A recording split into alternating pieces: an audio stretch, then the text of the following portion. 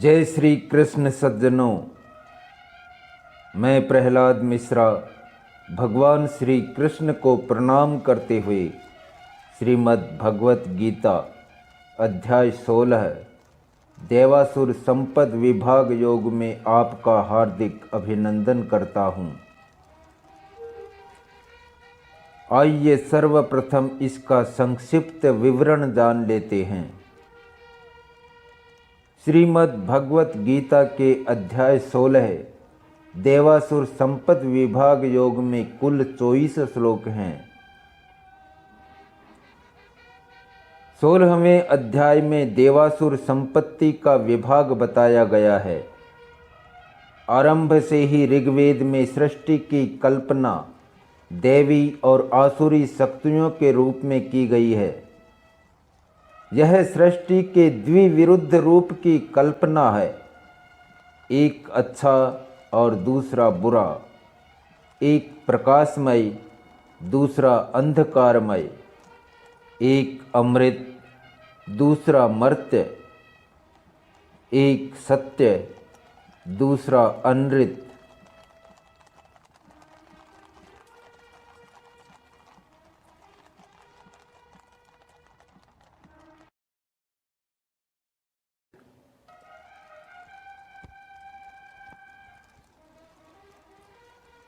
अथ षोडशोऽध्यायः।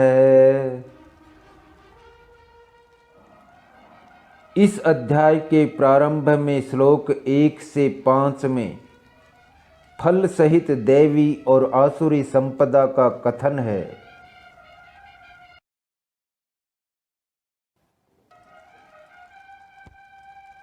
श्री भगवानुवाच अभयम सत्वसंशुद्धि ज्ञान योग व्यवस्थिति दानम दमश्च यज्ञश्च स्वाध्यायस्तपार्जवम्। श्री भगवान बोले, भय का सर्वथा अभाव, अंतःकरण की पूर्ण निर्मलता, तत्व ज्ञान के लिए ध्यान योग में निरंतर दृढ़ स्थिति अर्थात परमात्मा के स्वरूप को तत्व से जानने के लिए सच्चिदानंद घन परमात्मा के स्वरूप में एक ही भाव से ध्यान की निरंतर गाढ़ स्थिति का ही नाम ज्ञान योग व्यवस्थिति समझना चाहिए। और सात्विक दान, इंद्रियों का दमन, भगवान, देवता और गुरुजनों की पूजा तथा अग्निहोत्र आदि उत्तम कर्मों का आचरण एवं वेद शास्त्रों का पठन पाठन तथा भगवान के नाम और गुणों का कीर्तन, स्वधर्म पालन के लिए कष्ट सहन और शरीर तथा इंद्रियों के सहित अंतःकरण की सरलता।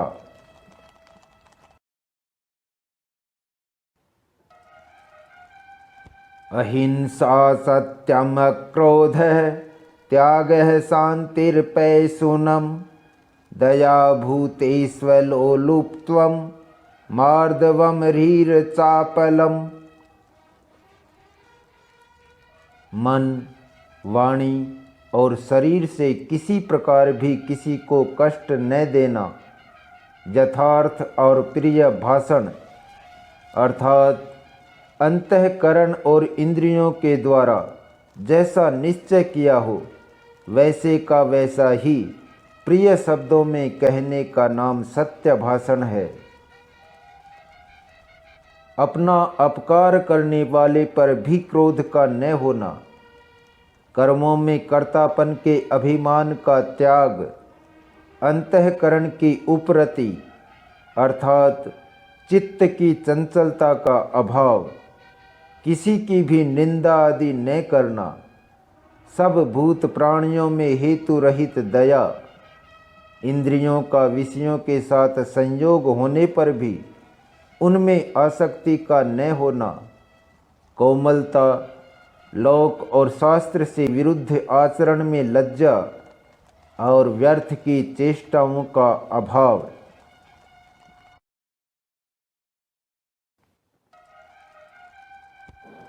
तेजः क्षमा धृतिः शौचम् अद्रोहो नातिमानिता भवन्ति संपदं देवीम् अभिजातस्य भारत।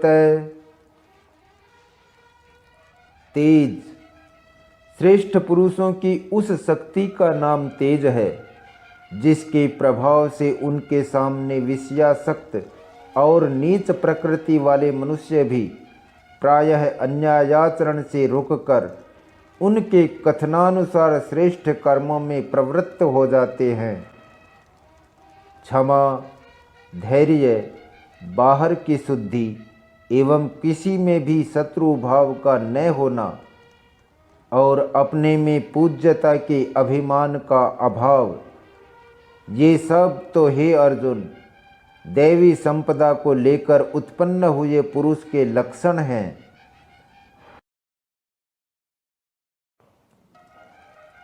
दंभो दर्पोऽभिमानश्च क्रोधः पारुष्यमेव च अज्ञानं चाभिजातस्य पार्थ संपदम् आसुरीम्।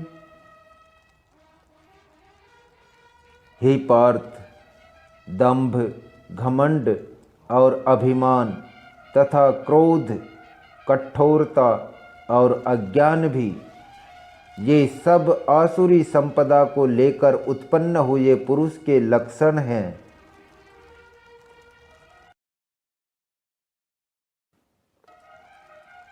देवी संपद विमोक्षाय निबंधायासुरी मता मा शुचः संपदं देवीम् अभिजातोऽसि पांडव। देवी संपदा मुक्ति के लिए और आसुरी संपदा बांधने के लिए मानी गई है। इसलिए हे अर्जुन, तू शोक मत कर, क्योंकि तू देवी संपदा को लेकर उत्पन्न हुआ है।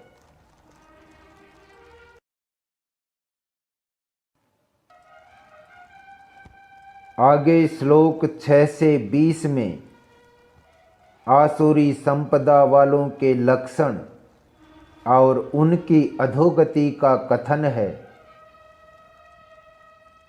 द्वौ भूत सर्गौ लोकेस्मिन् देव आसुर एव च देवो विस्तरसः प्रोक्त आसुरम पार्थ मे शृणु। हे अर्जुन, इस लोक में भूतों की सृष्टि यानी मनुष्य समुदाय दो ही प्रकार का है। एक तो देवी प्रकृति वाला और दूसरा आसुरी प्रकृति वाला। उनमें से देवी प्रकृति वाला तो विस्तार पूर्वक कहा गया। अब तू आसुरी प्रकृति वाले मनुष्य समुदाय को भी विस्तार पूर्वक मुझसे सुन।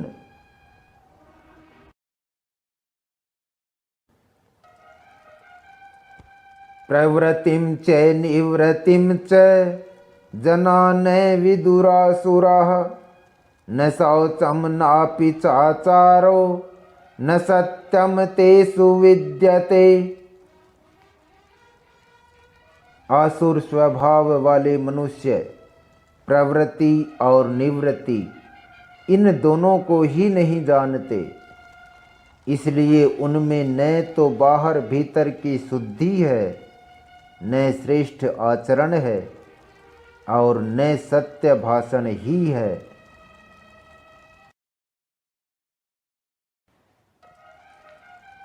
असत्यम प्रतिष्ठम ते जगदाहुर्न ईश्वरम परस्पर संभूतम किमन्यत् काम हेतुकम।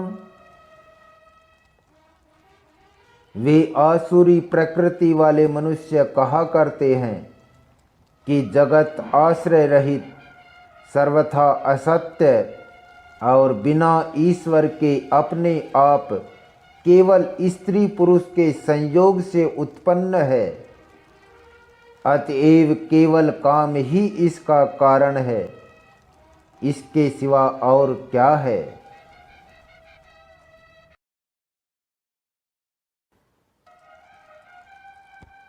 एताम दृष्टिम वष्टभ्य नष्टात्मानोल्पबुद्धयः प्रभवन्त्युग्र कर्माणः क्षयाय जगतो हिताः। इस मिथ्या ज्ञान को अवलंबन करके जिनका स्वभाव नष्ट हो गया है तथा जिनकी बुद्धि मंद है, वे सब अपकार करने वाले क्रूर कर्मी मनुष्य केवल जगत के नाश के लिए ही समर्थ होते हैं।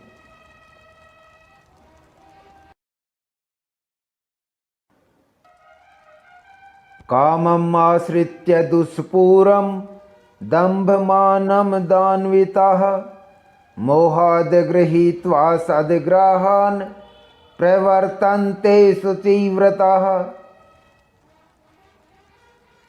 वे दंभ, मान और मद से युक्त मनुष्य किसी प्रकार भी पूर्ण न होने वाली कामनाओं का आश्रय लेकर अज्ञान से मिथ्या सिद्धांतों को ग्रहण करके भ्रष्ट आचरणों को धारण करके संसार में विचरते हैं।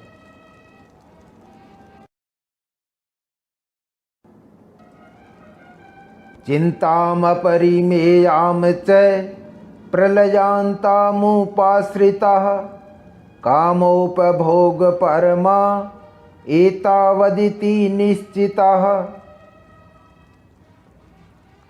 तथा वे मृत्यु पर्यंत रहने वाली असंख्य चिंताओं का आश्रय लेने वाले, विषय भोगों के भोगने में तत्पर रहने वाले और इतना ही सुख है इस प्रकार मानने वाले होते हैं।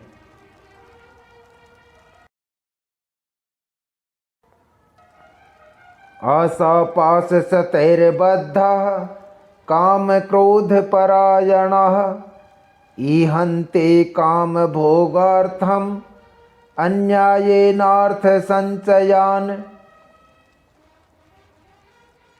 वे आशा की सैकड़ों फांसियों से बंधे हुए मनुष्य काम क्रोध के परायण होकर विषय भोगों के लिए अन्याय पूर्वक धनादि पदार्थों का संग्रह करने की चेष्टा करते हैं।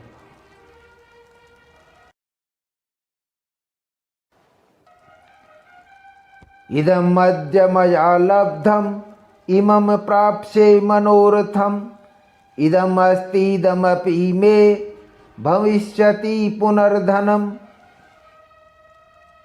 वे सोचा करते हैं कि मैंने आज यह प्राप्त कर लिया है और अब इस मनोरथ को प्राप्त कर लूँगा। मेरे पास यह इतना धन है और फिर भी यह हो जाएगा।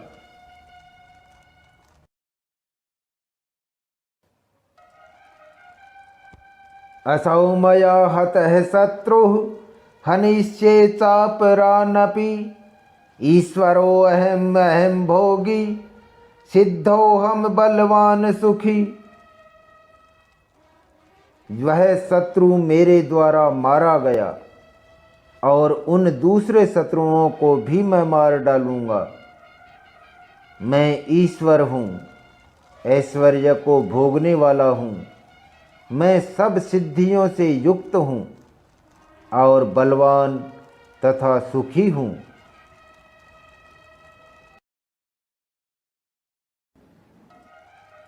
आढ्योऽभिजनवानस्मि कौन्योऽस्ति सदृशो मया यक्ष्ये दास्यामि मोदिष्य इत्यज्ञान विमोहिताः अनेकचित्तविभ्रान्ता मोहजाल समावृताः प्रसक्ताः कामभोगेषु पतन्ति नरकेषु च। मैं बड़ा धनी और बड़े कुटुंब वाला हूँ, मेरे समान दूसरा कौन है। मैं यज्ञ करूँगा, दान दूंगा और आमोद प्रमोद करूँगा। इस प्रकार अज्ञान से मोहित रहने वाले तथा अनेक प्रकार से भ्रमित चित्त वाले, मोहरूप जाल से समावृत और विषय भोगों में अत्यंत आसक्त आसुर लोग महान अपवित्र नरक में गिरते हैं।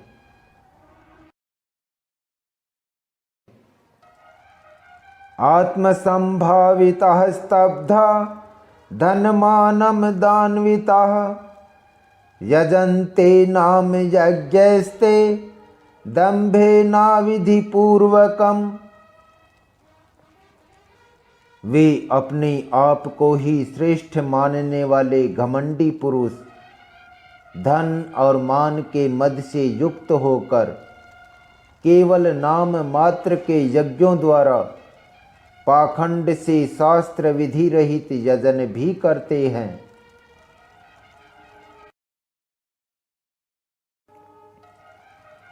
अहंकारम बलम दर्पम कामम क्रोधम च संश्रिताः मामात्म परदेहेषु प्रद्विषन्तोऽभ्यसूयकाः। वे अहंकार, बल, घमंड, कामना और क्रोध आदि के परायण और दूसरों की निंदा करने वाले पुरुष अपने और दूसरों के शरीर में स्थित मुझ अंतर्यामी से द्वेष करने वाले होते हैं।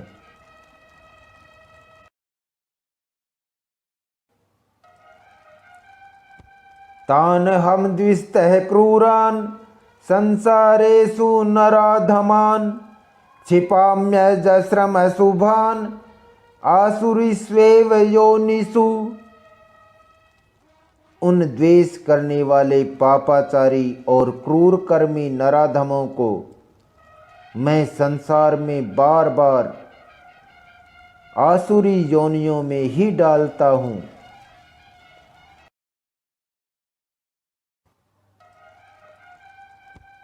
आसुरीम योनिमापन्ना मूढ़ा जन्मनि जन्मनि माम प्राप्यैव कौन्तेय ततो यान्त्यधमाम गतिम।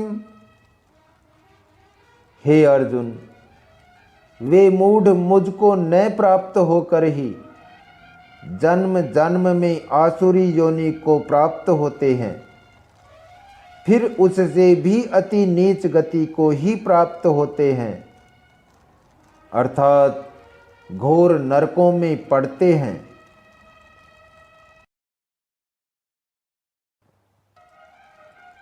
आगे श्लोक 21 से 24 में शास्त्र विपरीत आचरणों को त्यागने और शास्त्रानुकूल आचरणों के लिए प्रेरणा है।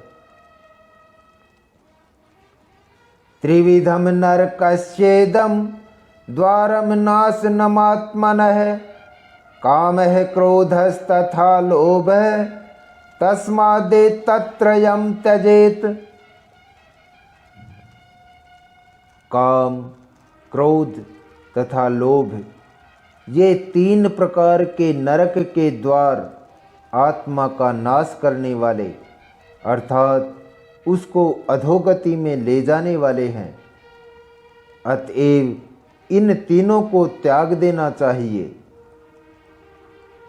सर्व अनर्थों के मूल और नरक की प्राप्ति में हेतु होने से यहाँ काम, क्रोध और लोभ को नरक के द्वार कहा है। इसको और स्पष्ट करने के लिए हमें गोस्वामी तुलसीदास विरचित रामचरितमानस में एक और उल्लेख मिलता है, जहाँ लक्ष्मण से अरण्य कांड में भगवान श्री राम कहते हैं, तात 3 अति प्रबल खल काम क्रोध अरु लोभ मुनि विज्ञान धाम मन करहि निमिष में क्षोभ। अर्थात हे तात, काम, क्रोध और लोभ ये तीन अति प्रबल दुष्ट हैं। ये विज्ञान के धाम मुनियों के भी मनों को पल भर में क्षुब्ध कर देते हैं। अस्तु।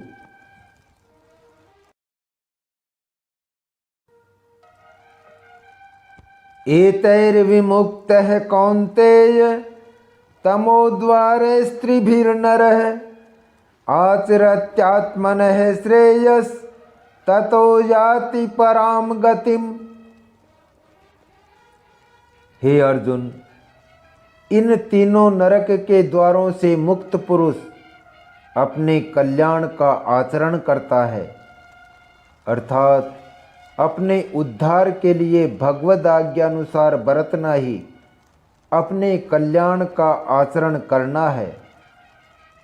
इससे वह परम गति को जाता है, अर्थात मुझको प्राप्त हो जाता है।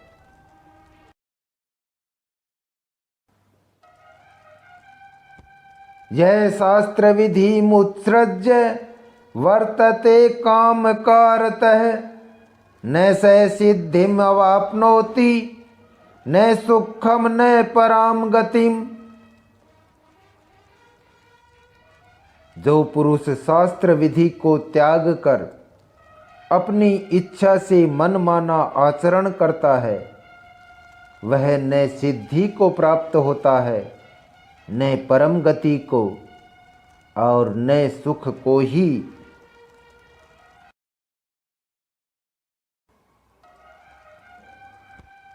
तस्मात् शास्त्रम प्रमाणम ते कार्याकार्य व्यवस्थितौ ज्ञात्वा शास्त्र विधानोक्तम कर्म कर्तुमिहार्हसि।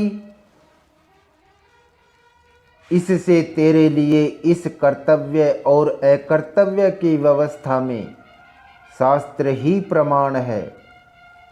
ऐसा जानकर तू शास्त्र विधि से नियत कर्म ही करने योग्य है।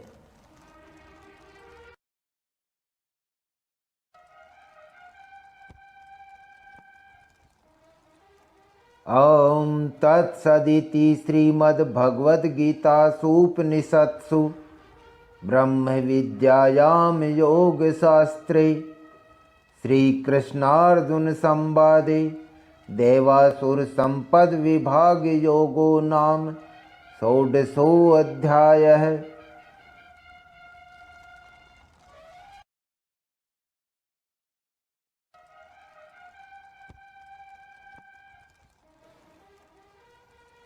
इस प्रकार उपनिषद, ब्रह्म विद्या तथा योग शास्त्र रूप श्रीमद् भगवत गीता के श्री कृष्ण अर्जुन संवाद में देवासुर संपद विभाग योग नाम का 16वां अध्याय संपूर्ण हुआ।